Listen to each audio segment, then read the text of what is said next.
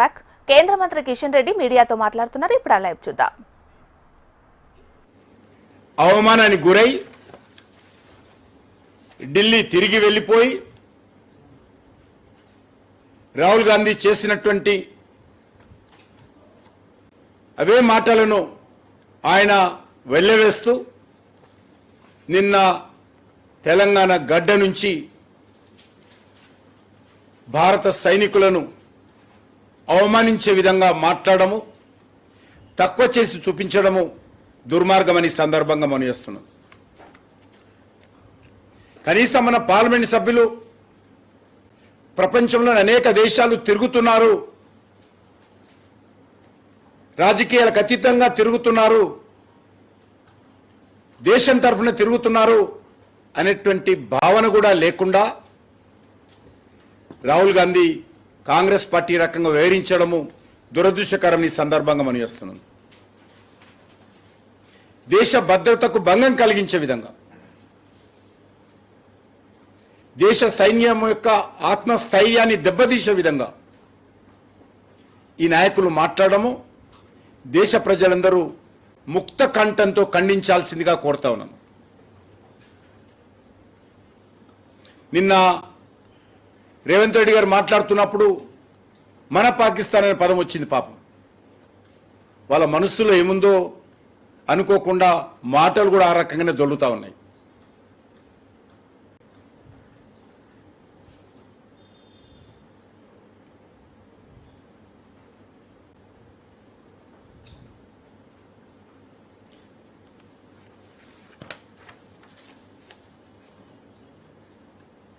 BJP ఏం సాధించింది అని ర్యాలీలు చేస్తున్నారని చెప్పి రేవంత్ రెడ్డి అడిగాడు. బీజేపీ ఏమీ సాధించలేదు. బీజేపీ జెండా పేరు మీద ఎక్కడ కూడా తిరంగా ర్యాలీలు జరగలేదు.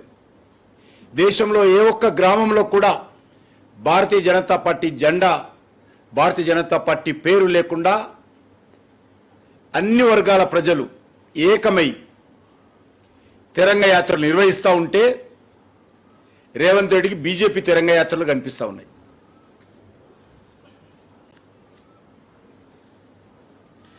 భారత సైన్యం యొక్క సామర్థ్యాన్ని దేశ ప్రజలందరూ పండుగ చేసుకుంటుంటే వాళ్ళకు బీజేపీ కార్యక్రమంగా కనిపిస్తున్నది. ఆయనకు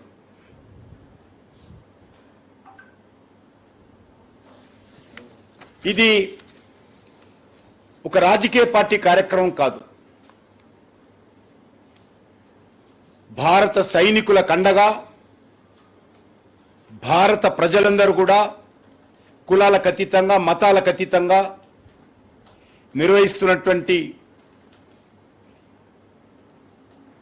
తిరంగా యాత్ర అని చెప్పి ఈ సందర్భంగా మనవిస్తున్నాను.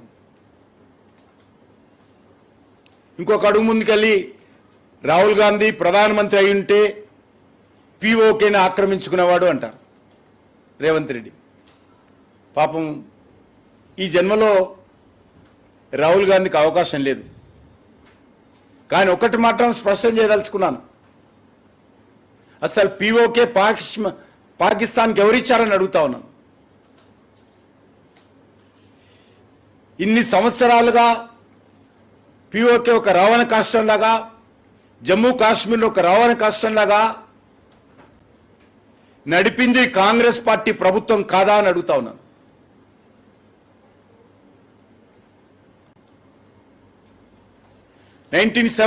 లో భారత సైన్యము లాహోర్ వరకు చొచ్చుకపోతే వెనకకు పిలిపించింది ఎవరో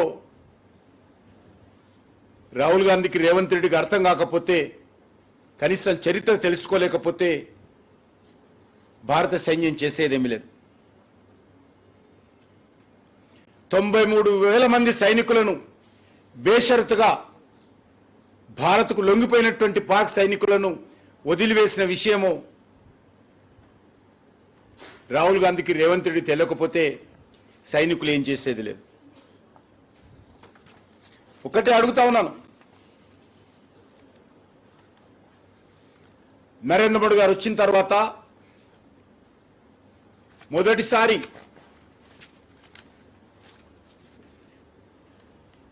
పాక్ యొక్క ఉగ్రవాదులు మన సైన్యం మీద దాడి చేశారు.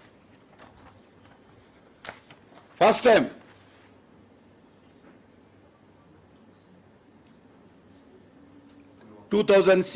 లో పఠాన్కోట్ దగ్గర కాంగ్రెస్ లాగా, కాంగ్రెస్ ప్రభుత్వం లాగా సంతాపాలతో, హెచ్చరికలతో ఎన్డీఏ ప్రభుత్వము, మోడీ గారి ప్రభుత్వము సరిపుచ్చుకోలేదు.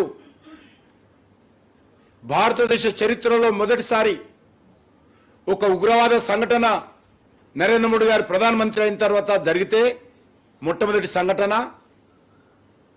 సర్జికల్ స్ట్రైక్ పేరుతో ఏ రకంగా పాకిస్తాన్ భూభాగంలోకి భారత సైనికులను పంపించి ఏ రకంగా మన భారత సైనికుల యొక్క పరాక్రమాన్ని ప్రపంచానికి తెలిసేటట్టు జరిగిందో అది మొదటిసారని సందర్భంగా మనిస్తున్నాను.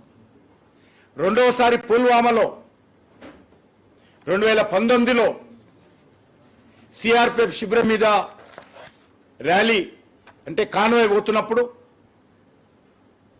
పాకిస్తాన్ ఉగ్రవాదులు దాడి చేసి సుమారు 40 మందికి పైగా బలిదానమైతే, రెండవసారి ఎయిర్ స్ట్రైక్ పేరు మీద పాకిస్తాన్ భూభాగంలోకి భారత యుద్ధ విమానాలు పోయి ఉగ్రవాద శిబిరాలను ఏ రకంగా ధ్వంసం చేయించిందో యావత్ ప్రపంచమంతా చూసింది. మూడవసారి మొన్న పహల్గామ్లో జరిగితే ఆపరేషన్ సింధూర్ పేరుతో ఏ రకంగా పాకిస్తాన్కు నరకం చూపించామో ఈరోజు ప్రపంచమంతా చూస్తూ ఉంది. కానీ కాంగ్రెస్ పార్టీ హయాంలో అనేక సార్లు గత 40-50 సంవత్సరాలుగా కొన్ని వందల ఉగ్రవాద కార్యక్రమాలు జరిగాయి. ఒక జమ్మూ కాశ్మీర్లోనే ఆర్టికల్ 370 తొలగించే వరకు 42,000 మంది పైగా చనిపోయారు. ఢిల్లీలో వరుస పేలుళ్ళు, బాంబేలో వరుస పేలుళ్ళు, హైదరాబాద్లో వరుస పేలుళ్ళు, ముంబైలో నడుస్తున్నటువంటి 7 రైళ్లలో ఒకటేసారి పేలుళ్ళు. ఈ రకంగా ఉగ్రవాద సంఘటన జరగనటువంటి రాష్ట్రం లేదు ఈ దేశంలో. కానీ ఏ రోజైనా కాంగ్రెస్ పార్టీ కనీసం కలలోనే ఆలోచించిందా? సర్జికల్ స్ట్రైక్ కానీ, ఎయిర్ స్ట్రైక్ కానీ, ఆపరేషన్ సింధూర్ లాంటి సంఘటనలు సైనికులకు స్వేచ్ఛనిచ్చి, సైనికులకు పూర్తి అధికారాలు ఇచ్చి, సైనికుల అధికారుల పర్యవేక్షణలో ఈ ఆపరేషన్ జరిపించినటువంటి చరిత్ర ఎన్నడైనా ఊహించిందా కాంగ్రెస్ పార్టీ? అది నరేంద్ర మోడీ గారి నాయకత్వంలో 140 కోట్ల మంది ప్రజల యొక్క ఆత్మ గౌరవాన్ని పెంచే విధంగా, భారత సైనికుల పరాక్రమాన్ని చూపించే పూర్తి స్వేచ్ఛనిచ్చి పాకిస్తాన్ మీద దెబ్బతీస్తే మీరు సంతోషపడకపోతే కనీసం బయటికి బాధను వ్యక్తం చేయకుండా మనం చేస్తాం. సైనికులను అవమానం చేసే విధంగా ఉండకూడదని మనం చేస్తా ఉన్నాను.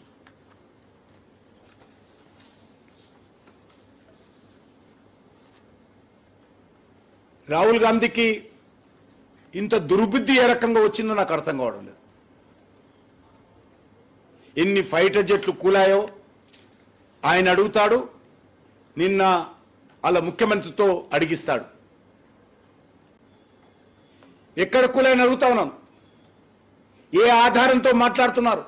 కనీసం పాకిస్తాన్ కూడా ఈ రోజు వరకు మేము రఫేల్ యుద్ధ విమానం కూల్చామని అఫీషియల్గా వాళ్ళు కూడా ఒక్కరోజు కూడా మాట్లాడలేదు. నేను ఈ సందర్భంగా భారతదేశానికి సంబంధించినటువంటి మీడియా నేను అభినందిస్తా ఉన్నాను. చాలా అద్భుతంగా సైనికుల కండగా దేశానికి సంబంధించినటువంటి అన్ని రకాల మీడియాలు, అది ఎలక్ట్రానిక్స్ మీడియా కావచ్చు, సోషల్ మీడియా కావచ్చు, ప్రింట్ మీడియా కావచ్చు, అద్భుతంగా కొన్నిటికి రాజకీయ అఫిలియేషన్స్ ఉన్నప్పటికీ కూడా వాటన్నిటిని పక్కన పెట్టి మీడియా అంతా ముక్త కంఠంతో దేశానికి అండగా, సైనికులకు అండగా, పాకిస్తాన్ దుశ్చర్యలను ఖండిస్తూ భారత సైనికులు చేసినటువంటి అత్యంత శక్తి సామర్థ్యాలు ప్రదర్శించినటువంటి ఈ యొక్క ఆపరేషన్ సింధూర్ను ఏ రకంగా అద్భుతంగా కళ్ళకు కట్టినట్టు లైవ్లో చూపించినటువంటి సంఘటనలు జరుగుతూ ఉంటే రాహుల్ గాంధీ మరి చైనా డ్రోన్లను పొగడడం, పాకిస్తాన్ సంబంధించినటువంటి దాడులను పెంచి చూపించడము, మాట్లాడము, ఇదేదో దాచుకున్న సంఘటన కాదు. మన కళ్ళెదుటే ఏ రకంగా దాడులు, ప్రతిదాడులు జరిగాయో, భారత సైనికులు ఏ రకంగా వాటన్నిటిని తిప్పికొట్టారో, ఏ రకంగా పాకిస్తాన్ ఉగ్రవాదకు సంబంధించినటువంటి స్థావరాలను ధ్వంసం చేశామో, ఏ రకంగా ఎయిర్ బేస్లను పాకిస్తాన్లో ధ్వంసం చేశామో అద్భుతంగా జరుగుతూ ఉంటే ఇర్రెస్పాన్సిబుల్గా ఈరోజు మాట్లాడుతున్నటువంటి సంఘటనలు మనం చూస్తూ ఉన్నాము. ఇదంతా కూడా నేను ఒక్కటే అడుగుతా ఉన్నాను రాహుల్ గాంధీని, మీరు చైనాకి వెళ్ళి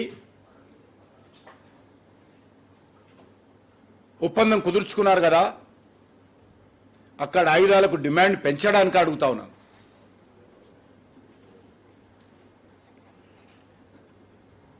జయశంకర్ గారు నాకేం చెప్పడం లేదు, ఎన్ని విమానాలు కూలాయి అంటాడు ఆయన. యుద్ధానికి సంబంధించినటువంటి వివరాలు ఎన్ని విమానాలు కోరాయో కనీసం డిఫెన్స్ మినిస్టర్ చెప్తాడు, విదేశాంగ మంత్రి చెప్పడు. అందుకే ఈరోజు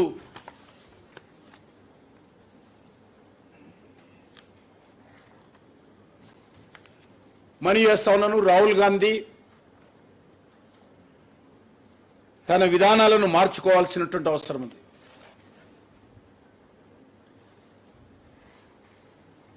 ఇప్పటికే వరుసగా 3 సార్లు ఓడిపోయారు మీరు. దేశ ప్రజలు కర్రు కాచి వాతకు పెట్టారు వరుసగా. అనేక రాష్ట్రాలలో అడ్రస్ లేకుండా పోయారు. 3 రాష్ట్రాలకే పరిమితమయ్యారు. ముచ్చటగా 3 రాష్ట్రాలు కూడా వచ్చే ఎలక్షన్స్లో దేశ ప్రజలు మరి కర్రు కాచి వాత పెడతారు.